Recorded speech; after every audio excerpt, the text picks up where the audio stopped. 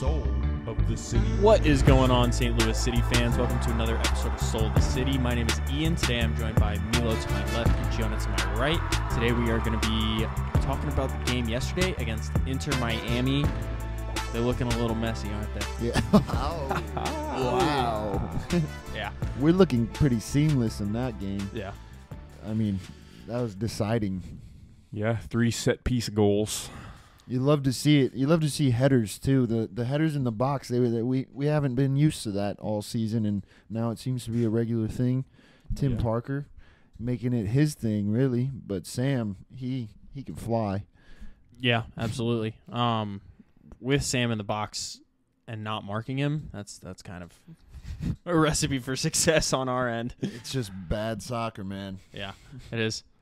Yeah, I think we scored something like 11 set-piece goals this season, which I'm not sure if it's the most in the MLS. I think it's or more. not. I think it's Really? like 18. I think it is number 1. Wow. I saw okay. a tweet about it at least that said it was 18, but let me fact check. And Yeah, while go he ahead and fact check checks, speaking of number 1, we are now number 1 in the West going into the All-Star break, which I would have never predicted in a million years to be in this position in our first season. So, Yeah, especially when we got our coach doing shit like at the middle of the week, resting our whole team against the best team in the West next to us. starting the But- best team that he could against the worst team in the MLS. league. Well, we secured the points, Yep. so That's all that matters. I call it a win. We're 4 points ahead of second and third, which is LAFC, who dropped points last night against Minnesota United. They tied 1-1. And then RSL, Real Salt Lake, Out of nowhere. having a resurgence. Diego Luna looking like a beast. Krylock playing like he usually does. So a couple new teams to watch out for. Seattle kind of dropping off a little bit, but not too bad. They tied yesterday as well. But what do you guys think about the lineup yesterday? It's kind of what we expected after he rested during the middle of the week, right? Yeah, I was very impressed by Yarrow. Yarrow looked really good. That's a good combo. I'm worried that Bartlett might be losing his hopes at a starting spot. I mean, we looked way better just all around. Yeah, absolutely. I think that the purpose of playing Yarrow and Tim is that they have like complementary skill sets, where Tim is always going to step up and try and meet the ball head on and the player, whereas Yarrow is going to try and read the game, intercept it where he needs to, but he also has like that last-ditch tackle kind of. And he's fast as hell, He is fast, yeah. which Tim does not have in his bag. Yeah, and I think that's good because if Tim gets injured or anything like that, we can put Bartlett in for Tim, and I feel like that's a pretty seamless transition, maybe not in terms of skill level, but the skill set is very similar. Like, they both want to step up and meet the ball. Yeah, I was very surprised that Giacchini didn't start yesterday. He's been in a slump, huh? I guess, yeah. I mean, A little bit, yeah. He had a couple chances, I think, yesterday that I would have liked to see go in after he came on. I think there was one where AZ like blasted into his feet, and if he's able to maybe get his right foot wrapped around it a little more, he can just pass it into the back of the net. But Yeah, but Easy just needs to shoot that next time. yeah, I agree. Wide open. It was on his right, and I think that he just isn't as confident on that foot. Man, he whipped that ball in, though, so. Yeah, he whipped that ball in, and then he has, at one point in this game, a beautiful ball for Jared Stroud where he just like floats it over the defense with his right foot when he's left-footed, and I was like, that's Fantastic. disgusting. Sensational. Like, sensational. Bordering on, like, 5-star weak foot there. Yeah. I mean, he's just been a breath of fresh air for our team, really. Yeah, absolutely. So we can get into the stats a little bit. It played out kind of how we thought it would, and them having 64% possession and us having 36. Just playing into our game. Yep, we get 19 shots, they get 10. We get 11 shots on goal, they get 3. With 37% possession. Yeah, it's not looking great for the Inter Miami boys, but I think they've got something to look forward to in the next few days. That might boost their playoff charge hopes. just revitalizing their whole team. They're just getting a like shot 5 of new signings. HGH. Yeah, so we were outside of the stadium yesterday asking people what they thought about Messi and kind of bringing the what he's bringing to the MLS, as well as kind of across the league how people feel about us having to pay like part of his contract and stuff like that. I'm anxious to see when the financials are like out there to see how much Busquets is going to get paid. If they get Jordi Alba, how much is he going to get paid? Because I don't think those guys are going to be playing for like the minimum. And how is Messi's contract going to affect Inter Miami? Because it should. They should be like hamstrung a little bit. I wouldn't be so surprised if their contracts weren't crazy, just because people be doing whatever they can to play with Messi. But they do deserve a bag. So, I mean, I wish we had Busquets coming to our team. That'd be dude. I'm pretty sure they were like 2 of Barca's highest earners this past season. So I'd be surprised if they came over here for like, obviously I'm sure they got some kind of pay decrease, but I'm sure that they're still negotiating to get like as much money, way more than anyone on St. Louis City. I'm for positive. Sure, yeah. I hope they all go to the Saudi League instead. Yeah. I think I'd rather them come to the MLS because it's more talent here, and I want more people to want to come play here, even if they are retirement players. I hate what they're doing. Why? Miami, I just hate that. They're dog shit, and then they're just like, we got Messi now, so yeah. Also, HGH it. Like, the league is like kind of going all in, I feel like, on this Messi thing. But I saw a tweet that pointed out that like League One had Messi for the past 3 years, and they really got no boost or like, nothing good happened to their league because of having Messi. Yeah, they started booing him at the end there. Yeah. So like his own fans. The question is like, is MLS going to be able to do anything differently, or once Messi retires, are they just going to, okay, well, that was all. I also think it depends on if he just comes in and is chopping it up, or if he comes in and you can tell he's just checked out, here retiring. Yeah, mentally kind of like just waiting. It's like 50-50 in my mind. Even when he's checked out, he'll probably score some goals, but I'm sure he's going to do well. He's already a stand around merchant that fits a system. True. Now I'm just hating though. Well, he's definitely GOAT, not going to obviously. be running back on defense, Right. I think. He's a luxury player for sure at this point in his career, but he's a very good luxury to have. I was gonna say, watching that Leuven goal, I was like, man, Messi's just gonna score every free kick that he has. Yeah. Yeah. So we can. Speaking of the Leuven goal, we can kind of get into the game here. Yeah. It was. This is a St. Louis podcast. Yes, it is a St. Louis podcast, but it's an MLS podcast too. We got to talk about what's going on around the league. Absolutely.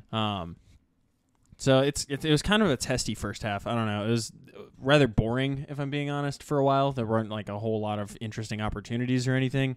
And 22 minutes in, Vasilev kind of receives the ball and turns and just has like miles of space after he gets it from Blom. And I do like to see him do this, and I think he'd rather like have this shot back, but he kind of blasts it and tries to like lace it and just ends up hitting it on the ground kind of hard, and it's basically right on the goalie's left-hand side, and it's saved pretty easily. How do you guys think Vasilev played today? It's hard because AZ's just overshadowing him in a role that I'm sure he wants to be playing, Yeah. And that's rough because what do you do? I mean, then you just have 2 good cams, I guess, so rotation is possible, but Yeah. I don't know. He hasn't been the same as, and that's just because he's playing a different role. But we saw it for a little bit when the whole team was healthy that he was just eating, and now he's not that 10 role. So I think he's really like important to have on the field because he can dribble and like look up and just progress the ball in multiple ways. But like you said, having Aziel Jackson on the field, like, he definitely has to step up and do more defensive work. So he's not going to be able to shine as much offensively. That being said, for this chance, even though it was kind of like not the best shot, I'm so glad that he took it. Yeah. He was open at the top of the box. Like, I'm taking that shot 10 times out of 10. Yeah, I agree. It's on his strong left foot. If he laces that, he can really put it into the back of the net. And he's probably got like the second best foot on the team in my eyes, behind Leuven for like a long shot. So Agreed. I'm glad to see him taking those. Another Vasilev play is him taking the corner in the 28th minute. Takes an outswinging corner. It seems like we're kind of rolling with the outswinging corner more often than not. And I don't know how, but Big Sam just alone standing there in the box nods a simple header into the post right in front of him, and it's 1-0. Nah, he dunked on that dude. He got up there. I mean, he did jump higher than the other guy, but that's also because the ball was placed like basically right on his head, and there was no defender around him other than the guy who like came over from the other guy that he was marking. Yeah. So he was like, nobody was like jostling him for any kind of position or anything like that. I mean, like right as the ball is coming to meet Big Sam, someone like steps to him and tries to jump with him, and he's like 6'4". Yeah. You're not beating him up. He should have scored it, and he did. Yeah, absolutely. And there's other people that should score it and probably wouldn't, but that's a good attribute for him. I mean, I think he had a pretty good showing in the absence so of fast. Gio kind of feeding him more, but AZL was there, so he's still seeing some good service, and he is really fast. He looked pretty good yesterday. I wouldn't say it was his best performance by any means, but he looked good. Our corners are looking pinpoint. Yeah, they are. Like pinpoint. They look drilled, which is good, especially against these kind of bottom feeder teams. I know it's a parity league, but you got to get the points against the bad teams when you can, because that's what you're expected to do. And to see us score 2 headed goals, not just one, but like 2 very specifically drawn up plays from the set piece, that's always good to see. It's because that's all in the coaching. And I know we've criticized Carnell quite a bit for some of his decisions. Substitute decisions. Yeah, substitute decisions, starting 11 decisions, but he obviously has them doing the right thing from set pieces. Yeah, and he started off the post-game press conference yesterday by thanking Alex Langer, who's like the set piece coach, for getting the hat trick. Nice. I don't think you can say you have anything to do with that Leuven goal. No, that's all him. We'll get there when we get there.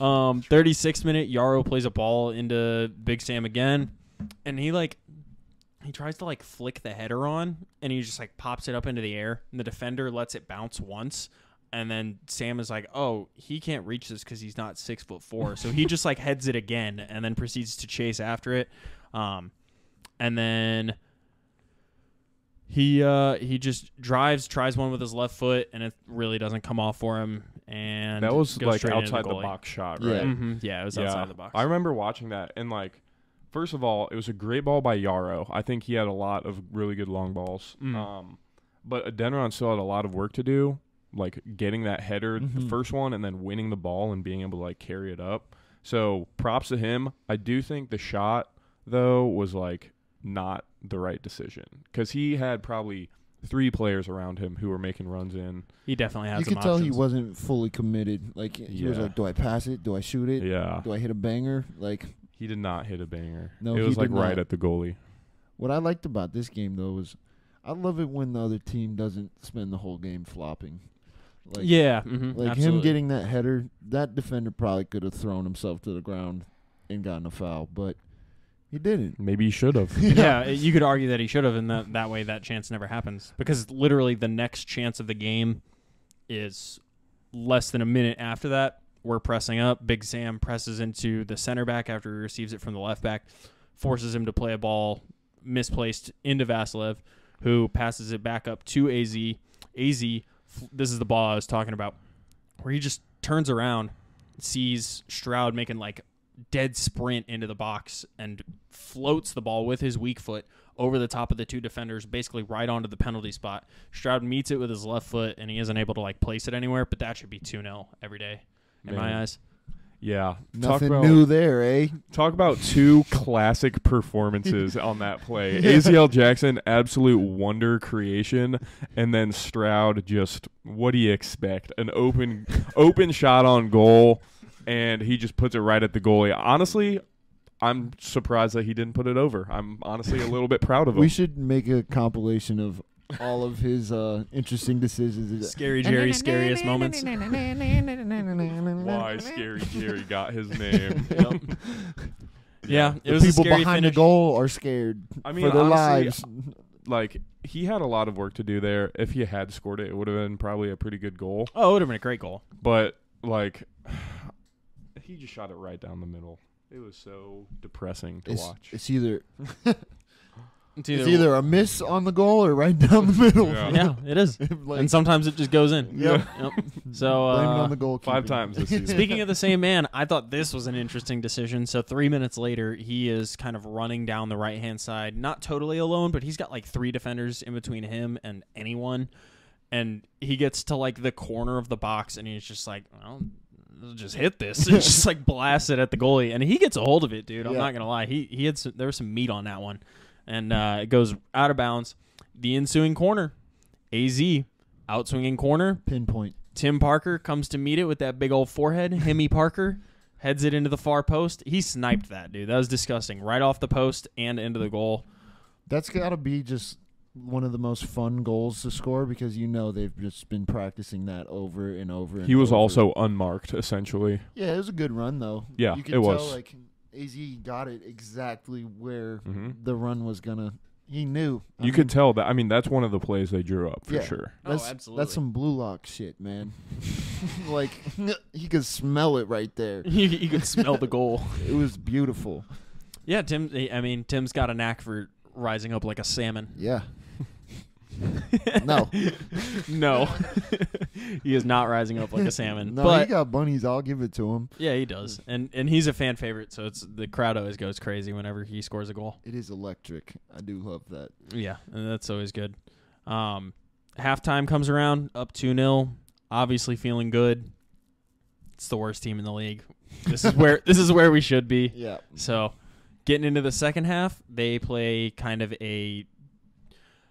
they looked a lot more dangerous than the second half. I'm not going to lie. We kind of took the foot off the gas a bit, weren't pressing as high or as hard, and they had some chances for sure. So they play one right across the mouth of the goal in the 51st minute, and it goes all the way across the box to the guy that's making a really late far post run, and he meets it almost on the opposite edge of the box, and Berkey is scrambling to get from the one side of the goal to the other and meets it on the goal line with an underhand two-handed save. And I think that they took a few seconds afterwards to make sure it didn't go in. But shouts out to Berkey. I thought he played really well in that second half. It's easy to fall asleep when you're dominating, and he was awake. Yep. That's your boy. It's my boy. Everybody loves Berkey. Ian loves Berkey. I'm gonna get a shirt. Berkey apologist here. I'm just Forgive me, Roman. I just got to shout him out once again so that people don't clown me. I gotta get you a shirt that says "I Heart Berkey." Yeah. You can wear it every podcast. Berkey is my dad. Gotta get that one printed. Hani Mukhtar is Riley's dad. Yeah, Riley after the Nashville game saying Hani Mukhtar was his daddy. We don't have that one on video for you, but just know we had some First Touch members out there clowning themselves. Embarrassing. Yeah. 55th minute, shortly after that, there's a ball whipped in from a corner, kind of just pings around the box. Sunderland gets a hold of it, sticks it between two players, and then rips a low-driven shot towards the near post. Berkey makes a diving save. I thought that one might have been going wide. FOMOB has that post-shot model XG at 0.38. Oh, okay. Yeah, they say that was going on target. And I think it was actually Ian Frey who had that shot. Oh, yeah. And he looked really good. I thought he was by far their best player playing at right back there. And then you saw Yedlin come on at left back, which is kind of weird. USA. He didn't look too bad either. I thought Yeah. he bombing down the left-hand side. I thought that was where they looked the most dangerous in that second half, and I think part of that's due to him. I mean, Yeah, I think both their wingbacks were pretty dangerous, at least the first part of the second half. That's kind of his job. Yeah, you Just could come tell off he the bench wasn't. and bomb down the. You could tell he wasn't a left back though, because some of his left-footed deliveries were pretty terrible. Yeah. But Mine would be too. I got no left foot, but Me he's a neither, pro. man. yeah, he's also gets called up consistently to the national team somehow. So Just from that pace, man. If you got pace, you're gonna Yeah. get call-ups. I So. guess. The next thing that happens in the game, 60th minute, Vasilev comes off, Leuven comes on. Big Daddy Leuven making another substitute appearance. Surprised he didn't start this one, honestly. And then the other substitution that happened was Gio coming on for Rasmus Alm, who I thought had kind of a quiet day. It looked like he might have had some kind of injury knock as well. I don't know. I didn't notice that. Yeah, well, he just I think there was one play in the first half where he went down and stayed down for a little while. Oh, and yeah, then yeah.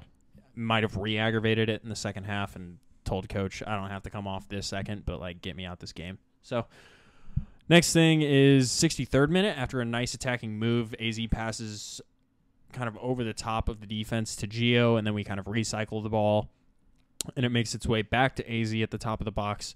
He plays to Gio, who like just stands there with the defender in front of him, does a couple like fakes with his foot, and proceeds to play it back to AZ. And AZ is like, I think Leuven just like yells at him from behind him. He's like, "Let that go," because like I could tell Leuven when he came on, like he wanted to score. Yeah. I think he wanted to like reassert his dominance over the league, and he gets one touch on that, kind of puts it out in front of himself, and then has to reach for the shot, and it's just kind of low and driven into the goal. But what did you guys think of Leuven? Because I thought he looked a lot better today than he did at the midweek. I mean, what's there to say? MVP. He'll get back there real quick, too. I mean, next game, I hope he's starting. Yeah, and I wouldn't be surprised if he did start. Although it does seem like Carnell's kind of pretty cautious. That's good, though. Taking people back on the field. But I think he had a really good game. Like, after he got subbed on, I noticed there were a lot more passages of play where, like, we would do, like, first-touch passes, like, kind of around the Miami press. And it actually looked like, oh, wow, we're getting into some, like, attacking areas. Like, you know, maybe we could shoot the ball and maybe force a shot, but sometimes we would just, like, play an extra pass and just keep the ball, like, in the attacking third. And I thought that looked really good. Plus, obviously, he had a couple nice long shots in his goal. So yeah, I wonder if Indiana would be willing to play wing. I think he is good at it. That might solve a few of our problems. I think if we sub on, I mean, if we take the same exact lineup that we just had, in terms of the midfield, we have Blom, Aziel Jackson, Indiana Vasilev, and Leuven, and just take Stroud off. Because Stroud, this past game, like, there were several times where we were kind of on, like, a counterattack, and someone would, like, play him the ball, and he would just, like, take a few steps forward and then just, like, step on the ball and, like, look around. And he can't make, like, a very difficult pass, I feel like. He can't dribble past someone. He can't play a good through ball in behind, really. Like, if he has someone in front of him, he's just going to stop and not try anything. And he could, like, there were several times he could have just blown past defenders. Yeah. And it's like, you got the legs. Yeah. Go do it. Got the but speed. the thing is, like, he would get into the corner and have to cross it. And then, like. Yeah, Stroud, I mean. I think that there's, like, as much as I want to see Stroud come out and Leuven come in, and we try and make that kind of formation work with a 4-2-3-1 of Leuven, Blom, and then AZ with Vasilev on the left or the right, and then Alm, like, on either of those two sides. I think that while they're not, like, low work rate players, the press is going to suffer a lot if we have Vasilev, Leuven, Blom, like, all of these players that aren't, like, chasing people down. Like, Alm is going to chase people down. Sam's going to chase people down. AZ is going to chase people down. But if you have the rest of the midfield kind of with a lower work rate, looking to cut off passing rather than, like, press people and force them into bad situations, it's might change the way that our press plays. So I think that's why Stroud keeps getting into the lineup. I understand it from Carnell, and if it ain't broke, don't fix it. You know, I don't get how he is the one that gets to play the 90 minutes as per usual today. I feel like he's one of the guys that, like, let's get somebody else that's going to run in there for him. Like, you don't think Vasilev could be? I feel like he's pretty much an engine in the middle. Like, I don't think his work rate's as high as Stroud's though. I think that he closes some people down, but I think Vasilev is more interested in, like, tackling someone if he has to or cutting off a passing lane than, like, chasing somebody to the touchline. Yeah, it's true. I don't think we can have Vasilev and Aziel Jackson, like, I think one next of them to each other probably needs to go off for Stroud. Like, Leuven and Blom, I think, are guaranteed starters. Yeah. Stroud brings that energy that, you know, really, like, to be fair to him, is unmatched by anyone else on the team. Yeah, it's true.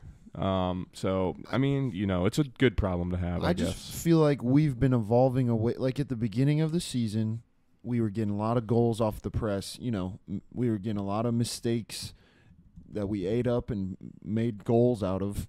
And that was like the theme of the beginning of the season. And then that stopped happening as much. And now we're scoring more set pieces and open play goals. And I don't. His press, like, what did it? I mean, I think it still caused a lot of opportunities for goals. Like, yes, you saw Big Sam pressing and forcing them into what ended up being the corner that we scored Tim Parker's goal off of. It does still do what it was meant to do, but I think that once people see the way that our press kind of works, they're going to have a better idea of how to try and break it down. Now, whether that works or doesn't work is obviously not working because we're still scoring a lot of goals and getting the ball back in really high places on the field, but it definitely isn't like us getting the ball passed to us by the defense anymore. That's for sure. That was a fun little stretch. Agreed. What a way to. We might see it again when Klaus comes back. He's like a ghost back there. He stays nice and quiet and just stands in between the defenders.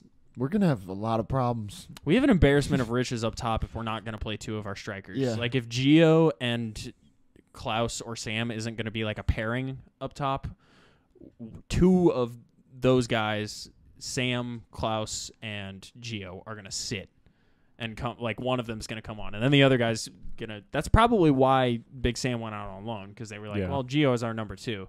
So, but dang, I would be terrified to be a defender trying to mark Klaus and Sam.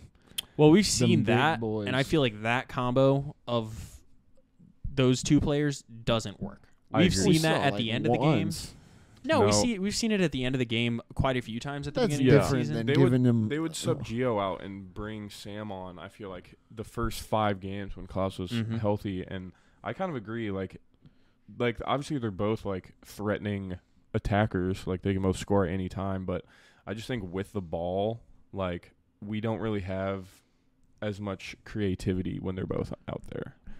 That's where AZ comes in. He's our new superstar. That is true. We haven't seen the team at its full strength like Klaus. Like I'm just saying, like with the balls he was playing in over the defense, if we have 2 large strikers in the box or like on set pieces, like how many? Can you imagine you got Tim Parker, Sam, and Klaus. Yeah. No, I mean it's that's problematic. It's good problems. Yeah, for so sure. I don't envy Carnell's job when he has to tell one of them that they're going to have to sit and just not be a starter. And I think sadly, based off form right now, it would be Gio, and I hate to see that happen. Me too. Because I think Gio is class. Even if he's not scoring goals, he's adding something to the build-up play that's very valuable. It's just rough because AZ can kind of do what he does when he's not scoring. You know, if he's not scoring, then AZ can like run the show. Similarly creative, These are good problems, but they are problems. Speaking of Big Sam, 69th minute, Ostrak comes on for Adeniran. I thought it was another nightmare, but he didn't actually look that bad. Celio comes. He never looks bad when he comes off the bench. That's true. And then I wouldn't say he looked good though. Yeah. But when he starts, he's just a different kind of bad. True. And then Celio came on for Aziel Jackson in the 70th minute. So 71st minute, we have Leuven taking a free kick out on the right-hand side of the box, kind of in line with the top of the box. Gets headed out to the top. Gets headed out from the in-swinging ball to the top of the box. Ostrak kind of struggles to get it out of his feet and then strikes it just low and hard and into the goalie. And I thought that was actually a pretty decent strike. But next play, 75th minute, we have Ostrak out on the right. He plays it to Leuven, who kind of reads the defense and plays a one-time ball onto Celio's left foot, who is like in line with the last defender. And Celio just has this nasty like touch and turn and beats the defender, takes it inside, and he's almost able to put it, like slide it in near post, but it just goes just wide. Yeah, I thought this was his best performance that I've seen so far. No matter what, like starting, overall, subbing, yeah, anything. the absolute best he's looked. Sometimes, like, he can take too long on the ball and kind of kill a counterattack, but he's also, like, if there's any player that I would want to have the ball on the sidelines, like, going 1v1 against someone, it's Celio, 100% of the time. And you kind of saw that a couple times this game. Like, it seemed like sometimes he kind of slowed the game down on purpose to kind of waste a little bit of time, especially before we got our third goal. But then other times he would just sprint past, the right back over there and get a pass off. So I really liked what I saw. I think he's really good off the bench as well. Yeah, I think during the midweek he had kind of a rough showing. That whoever their right back is for not a rough showing. He looked kind of dangerous, but when he was trying to beat his man like kept up with him for the majority of it. So whoever LAFC's right back is, props out to him. But he did look more dangerous in this sub appearance. That's for sure. He does. He's shifty. He is. You got to have somebody shifty on the field. Yeah. He's got like a different, like Blom has a good way of holding on to the ball, but like that's just physical strength. Yeah. But Celio has his own shifty way of holding on to the ball, and it seems to frustrate defenders. Yeah, absolutely. So 78th minute, Nerwinski comes in for Akil Watts. I thought Akil Watts looked great as per usual. Yeah. Very composed. He's won his starting spot. Yeah, very much so. 100%. We are out. We should be careful with making assumptions based on us playing the worst team in the MLS. But I think you've seen it. I agree. I mean, I wanted him to start. That's our best team. Yeah, absolutely. Like, I feel like Yaro's won his spot. He looks cool, calm, and collected I think back there. He has the best passing. I've said it before. I'll say it from again. out of the back. Yeah, he's the best defender with the ball. We have like him and this Akil game, Watts are the top two. It looked a lot better. Like, it's not dump and chase. These are actual balls that are going to someone. Yeah, and which it's is like a pass. It's a new aspect to our game that we haven't really seen in just having good long balls. Yeah, it's not just a clearance for Adeniran to go run down. It's like a pass to Adeniran. And if we can get some goals off of that, that would be great. We could have gotten a few. See, and like I feel like Stroud received a couple long balls, and then he just like didn't know what to do. He was like, "Oh, there's defenders in front of me. Now what?" Yeah. Oh, I'm not used to being in this situation. Oh, now I gotta find someone else who knows what to do with the ball. Take the ball back so I can press you. Keep my job. Yeah. Show my talents.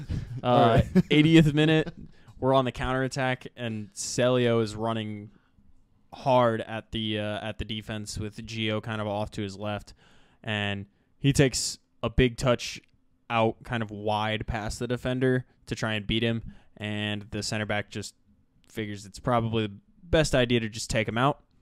Wrong. That comes back to haunt him because on that specific free kick, Leuven steps up and he probably scores.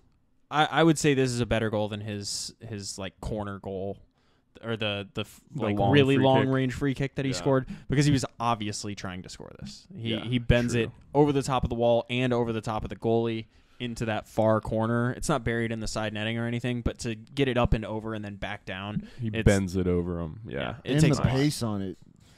Do you guys think that this, for goal of the season for St. Louis City, do you guys think this is better than Giacchini's like backwards flick on goal? No, I don't think if you gave me like 1,000 tries, I think I could score this Leuven goal. I don't think in like 10,000 tries I could score the Gio goal. Yeah, that's a good point. I agree with you. I just think it's I don't know if it's more difficult, less intentional, what it is. Like I don't know. Still not sold.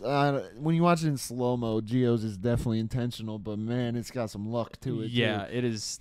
That goal is just insane. I don't know if we'll see something that beats it. If we had like a Leuven or Vasilev screamer from like 35 full into the volley. top end. Full bike. Or like that Jake Nerwinski almost goal. Oh, yeah. That one was nice. 84th minute, we have like a corner, and it kind of pops out to Nerwinski just bouncing kind of perfectly in the air, and he takes like a full volley side foot at it, and he got a hold of it, and it was kind of dipping down at the end, but it wasn't as well placed as I thought it was, and the goalie saw it the whole time. Didn't the goalie catch it? He did, but it went like bottom corner. Yeah, it was like I was surprised that he caught it. Yeah. Well, Jake, I thought there was like divine intervention if Jake Nerwinski was gonna hit a full volley. Like, seriously, he's getting his spot back. Yeah. No, not with that. Sorry, bro, that's not your job. Yeah. We've got that Go one figured out. We don't got problems scoring goals. We got problems with keeping them out of ours. It's a weird podcast where we don't talk about Blom for real at all. Yeah. He definitely didn't have the greatest game yesterday. I thought he gave the ball away a few times carelessly, and was just kind of slow on the ball. And that might be due to he started in the midweek and at the weekend. Yeah. So I guess you can see tired legs. So that definitely makes a difference. But he was still there doing his job. And if he's our worst performing player on the field, I think we've probably played a pretty good game. Yeah. Because his floor is pretty high for MLS. Yeah. Fatma claims that he lost the most duels out of anyone else in the match with 12. But, like, I didn't really notice him having that bad of a game. I feel like he was just quiet. Like, but he like, didn't, I he don't didn't win believe the it. ball.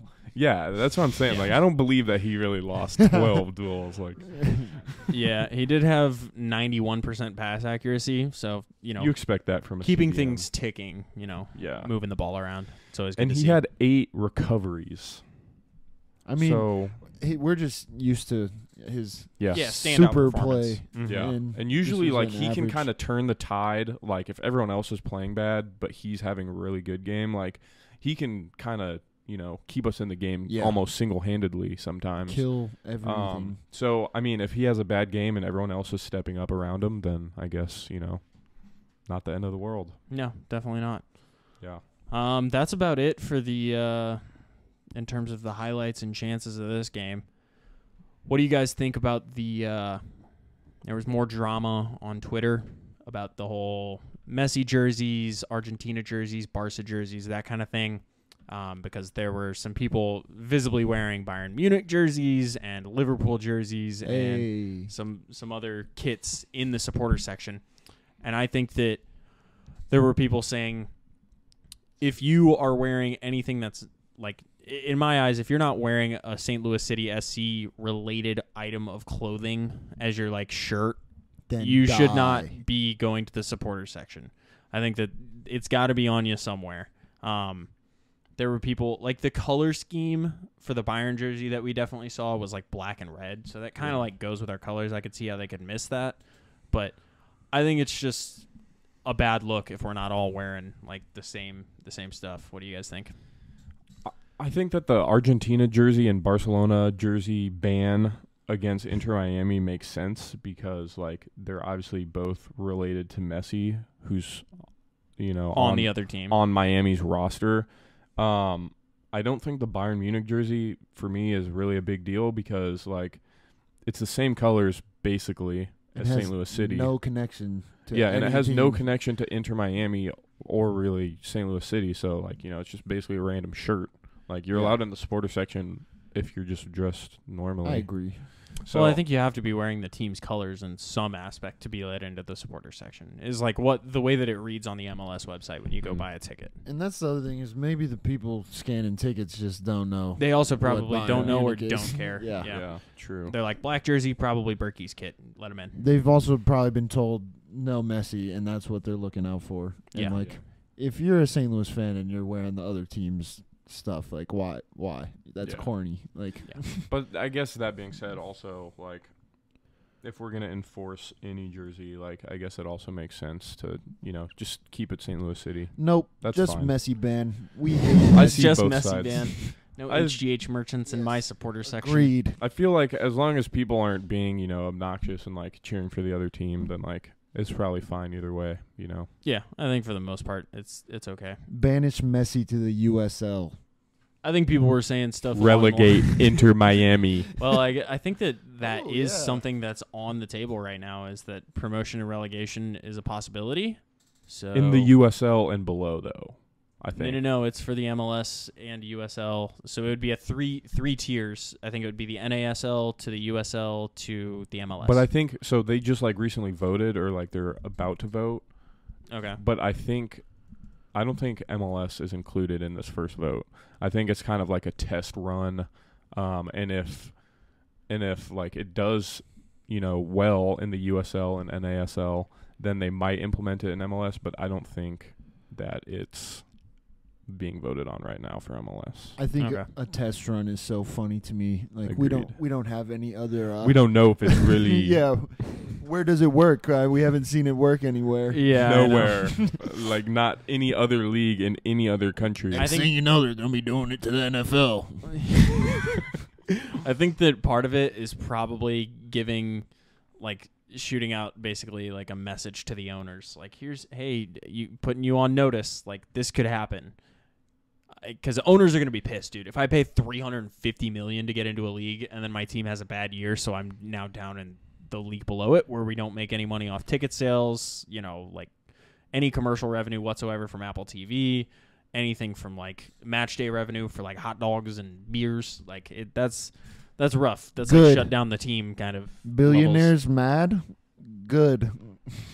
Go cry about it. Wipe your tears with your money, dude. Yeah.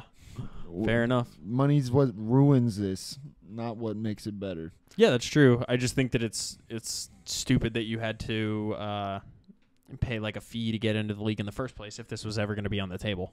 I think that's unfair for the MLS to do that to their owners. This just might, and it's not even confirmed going to happen, but yeah, it could. If you but I think don't want that money to go to waste, then be a good owner and hire good people and sign good players, and there shouldn't be a problem. I mean, what you scared of? I agree. I think that for the most part, it needs to happen for us to be as good of a league as we can be, because that's what drives owners to like need success. And invest in the team.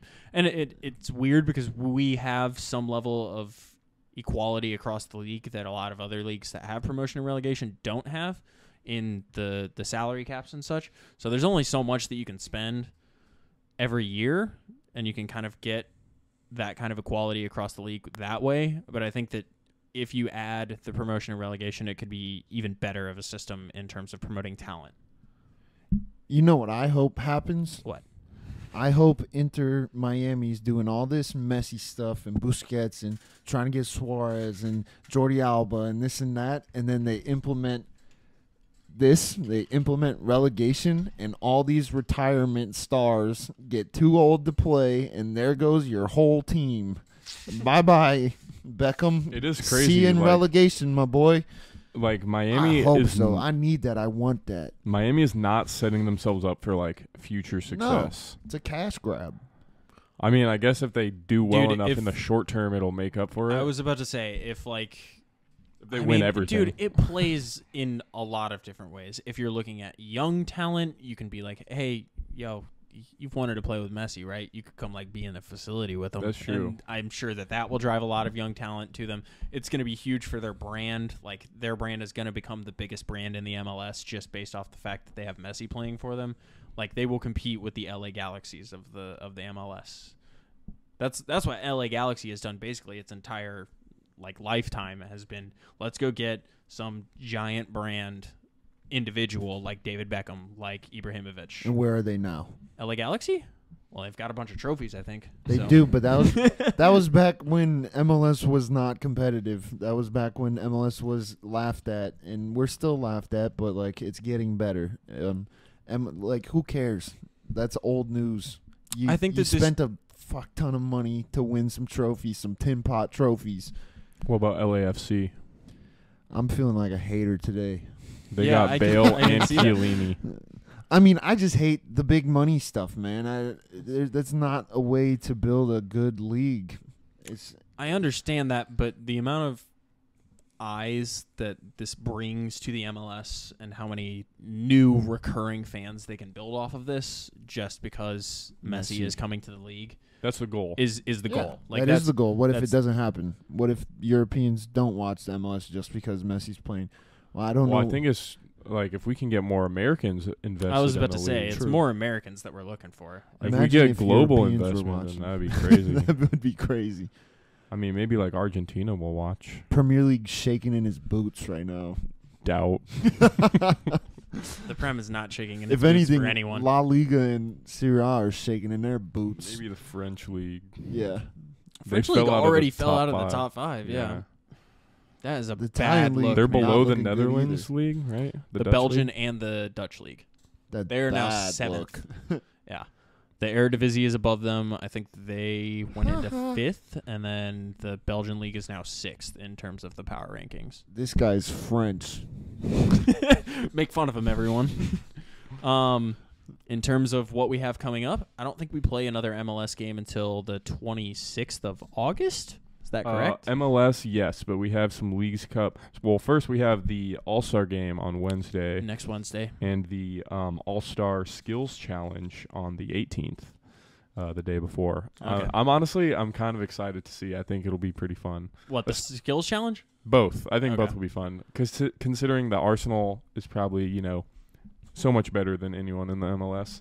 And the fact that we have Berkey and Tim Parker there, I think I really hope Berkey is doing the skills challenge. I think that'd be a great time. I really hope It'd be cool we to see get- him and Matt Turner and Aaron Ramsdale all link up doing the skills I challenge heard they were going to together. have goalie wars. Oh, really? Yeah.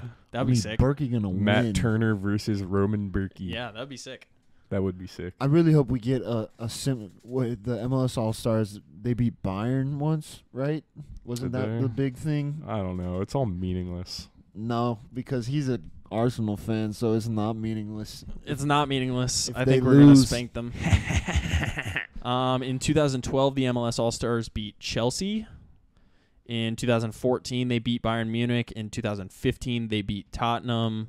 So it's Of not course like they I did. mean, your team's coming to foreign soil, my You think boy. Balogun's gonna play? Probably. No, I You don't think think so. Balogun's I don't think they're going to gonna let him leave? touch the field because they want to sell him. I feel like they want to get his stock up though. Yeah, not in the MLS. Nobody Yeah, but here they- can afford him. They still played Balogun in another preseason game. I saw him miss a wide open goal, Nice. Getting his stock up, but that's okay. It was. That's it's okay. He's American. Yeah, give him another chance, Kinda. guys. Yeah, in terms of Technically. recent success, they played the Liga MX All-Stars and won. They won on PKs against the Liga MX All-Stars. They got 3-0'd by Atletico. They lost to Juve on PKs. They lost to Real Madrid on PKs. Arsenal beat them 2-1 in 2016. So history's on my side Who knows here. what's gonna happen? History hasn't seen an all-star team this good. With Roman Berkey With barking St. orders. Louis City players on yeah, the team. exactly. That's true. That's true. They've Arsenal's never not seen ready for Leuven. Ain't ready for Hemi Parker to come out there and bully him around the God park. damn it. You can get cooked. I don't know. Yeah, Yeah. maybe. It might happen. I don't know how good of a lineup we're gonna That's what play. I'm saying. So. If they start like Saka and If Martinelli, they do Saka, Martinelli, Gabby Jesus, and then put Declan Rice and Thomas Partey in the midfield with Odegaard, I think it could be wraps. But if they play kind of a like conservative Rotated. lineup, yeah, a little rotation on the field, like Eddie Nketiah up top or something like that, I think it could be a pretty close affair. It looked like most of those games are kind of close affairs. So if the MLS All-Star team is holding its own against, top 3, top 4 Prem teams, I think the league's going in the right direction. But then after the All-Star game, next Sunday we do play Columbus in the Leagues Cup. So And Columbus, I think, is a pretty good team, if I'm not mistaken. Let me go see where they're at in the table. I Yes. think they're pretty high up in the East.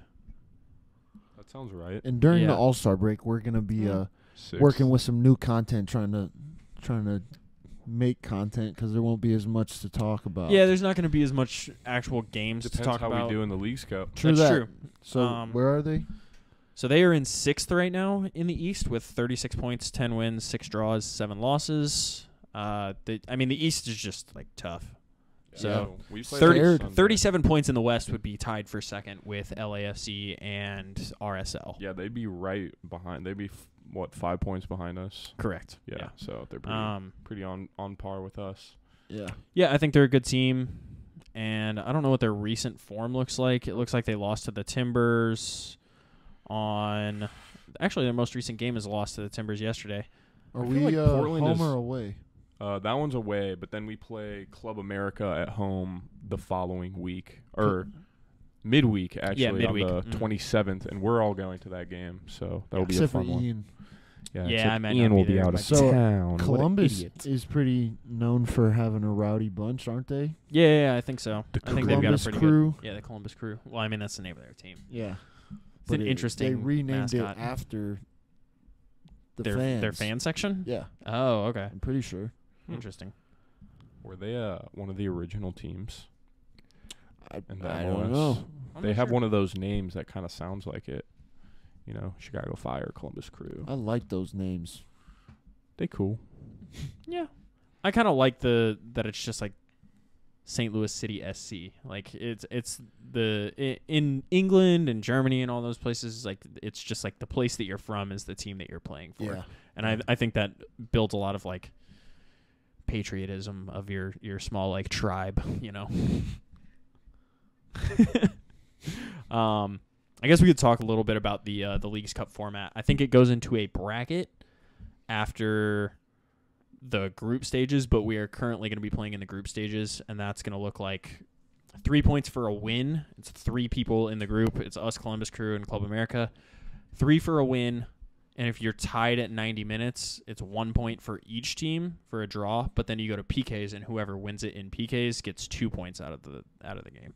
So it'll be interesting. I'm not sure where Club America's at in the tables, but I think that on current form, us and Columbus Crew should probably be making it out of this group. You never know. You do never know. And we can talk more about it and what teams we're kind of coming up against in the next few episodes. Club America's in 12th place in Liga MX. Yeah, so not looking too great for Club America. But I think that's about all we have for today. So, you guys got anything to say before the boys go on All-Star break? No. No, not really. Good luck to Mr. Parker and Mr. Berkey.